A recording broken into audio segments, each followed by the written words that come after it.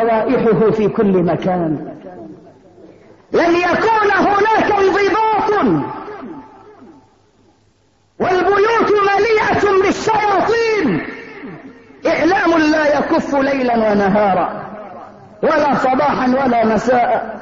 أيمان طلاق، سب لدين الله من مطلع الفجر إلى مطلع الفجر. المعالج مريض والمعالج مريض. المعالج مريض والطبيب مريض. إذن فأين العلاج؟ العلاج في الاهتمام بأركان التربية الأربعة. أركان تربية المجتمع 4. إذا أردنا العلاج لابد أن نهتم بهذه الأركان. الركن الأول من وسائل التربية في المجتمع الإعلام. الإعلام هذا خطير. الإعلام خطير كالسم في العسل. إعلام بكل أنواعه، مقروء ومعروض ومسموع ومنظور. لا بد أن يكون هناك رقابة شرعية على وزارة الإعلام والإعلام بشكل عام. لا بد أن يكون هناك رقابة. إعلام دمر المجتمع تدميرا. إعلام لم يبق في البيوت بنت إلا وهي تعرف الجنس من ألفه إلى يائه. إعلام دمر البيوت، ضيق الأرزاق، حطم العباد. لا بد أن تكون هناك رقابة على الإعلام، لا أن يصول ويجول كما يشاء. لا بد أن يعرفوا بأننا في شعب مسلم دينه الإسلام ولن يرضى بغير الإسلام بديلا. الركن الأول الإعلام.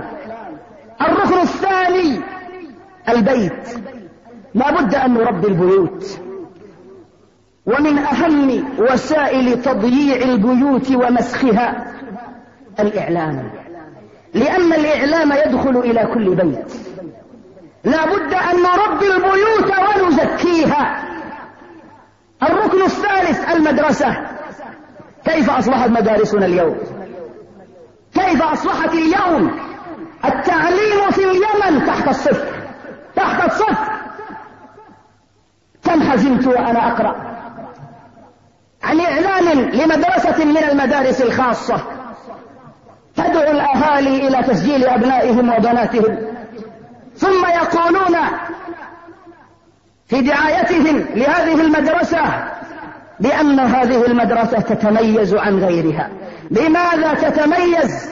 أخذت أجول وأصول بفكري. هل تتميز بالحجاب الشرعي؟ هل تتميز بحفظ أحاديث الإمام البخاري؟ هل تتميز بدراسة الشريعة؟ هل تتميز بحفظ القرآن؟ هل تتميز بحفظ أحاديث رسول الله؟ أتدرون بماذا تتميز؟ تتميز بأن هناك صالات خاصة بالرقص وخاصة بالموسيقى.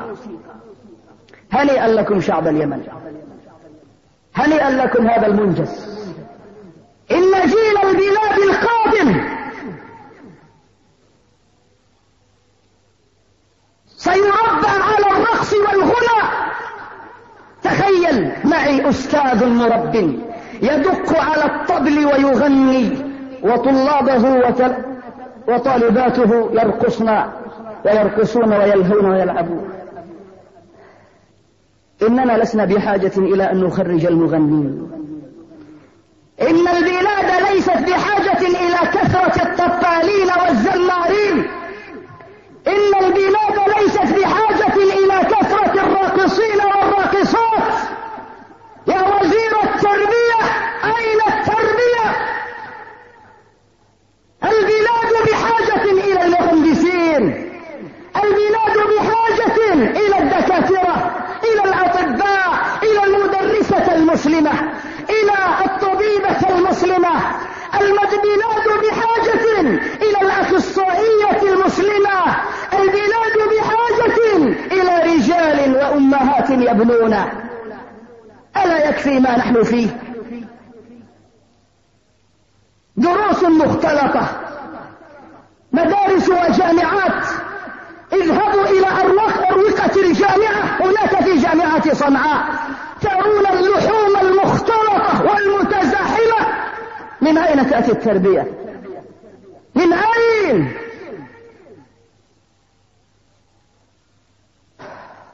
لا بد أن نهتم بجانب المدرسة وأن نصلحه إذا أردنا إصلاح البلاد. الركن الرابع المسجد. المساجد أيها الآباء، المساجد أيتها الأمهات، كم أسمع عن آباء يحرمون أبناءهم من دخول المساجد خوفا من أصحاب اللحى. لماذا تخافون من أصحاب اللحى؟ لماذا تخافون من الجباه الساجدة؟ لماذا تخافون من الأيادي المترفعة؟ لماذا تحاربون أبناءكم عن دخول المساجد؟ لماذا إذا لم يتربى ولدك في المسجد فأين يتربى؟ في المرقص، في السينما، في الشوارع والطرقات. إذا لم تسلم ولدك لمن يسجد لله ليلا ونهارا، لمن ستسلمه؟ لمن؟ للمغنين، للمزمرين، للزناة، للعصاة، لشاربي الخمر. لمن؟ المدارس والبيت، المدرسة والبيت والإعلام والمسجد، وسائل التربية لا بد من الاهتمام بها. لن يكون هناك انضباط أبدا إلا إذا ربينا نساءنا وبناتنا وقلنا لهن وقرن في بيوتكن ولا تبرجن تبرج الجاهلية الأولى. لن يكون هناك انضباط إلا إذا تربى أبناؤنا وبناتنا على الفضيلة. لن يكون هناك انضباط في المجتمع إلا إذا حافظنا على ديننا. لن يكون هناك انضباط إلا إذا أصلحنا أحوالنا واصطلحنا مع الله رب العالمين. ألا يكفي ما نحن فيه؟ إلى متى سنظل على هذا؟ صبرنا إلى أن من من صبرنا الصبر، وقلنا غدا أو بعده ينجلي الأمر، فكان غدا شهرا ولو مد حبله فقط ينطوي في جوف هذا الغد العمر. وقلنا عسى أن يدرك الحق أهله، فصاحت عسى منا ولا طعمها مر. سلام على الدنيا، سلام على الورى، إذا ارتفع العصفور وانخفض النسر. سلام على الدنيا، سلام على الورى، تقلبت الموازين، تقلبت الموازين. سلام على الدنيا، سلام على الورى، إذا ارتفع العصفور وانخفض النسر. صلوا وسلموا على المبعوث رحمة للعالمين، حيث أمرنا فقال إن الله وملائكته يصلون على النبي يا أيها الذين آمنوا صلوا عليه وسلموا تسليما. اللهم انصر الإسلام والمسلمين، وأعز الإسلام والمسلمين. اللهم انصر من نصر الدين، واخذل من خذل المسلمين. اللهم يا حي يا قيوم برحمتك نستغيث، ومن عذابك نستجير. اللهم احفظ بلادنا وسائر بلاد المسلمين. اللهم من أراد ببلادنا وشبابنا وبناتنا شرا فدمره يا رب العالمين. اللهم جمد الدماء في عروقه، اللهم جمد الدماء في عروقه. اللهم أصبه بالشلل يا رب العالمين، وأصبه بالجنون يا أرحم الراحمين، واخرجه إلى الشوارع والطرقات كالمجنون يلعب به الأطفال. اللهم اجعلهم يا رب العالمين عبرة لمن اعتبر. اللهم احفظ بلادنا يا أرحم الراحمين، واحفظ شبابنا وبناتنا يا أكرم الأكرمين. اللهم اجعل تجمعنا هذا تجمعا مرحوما، وتفرقنا من بعده تفرقا معصوما، ولا تجعل فينا ولا معنا شقيا ولا محروما. عباد الله، إن الله يأمر بالعدل والإحسان وإيتاء ذي القربى وينهى عن الفحشاء والمنكر والبغي يعظكم لعلكم تذكرون. اذكروا الله الكريم يذكركم، اشكروه على نعمه يزدكم، استغفروه يغفر لكم، ولذكر الله أكبر، والله يعلم ما تصنعون. وأقم الصلاة. انتهت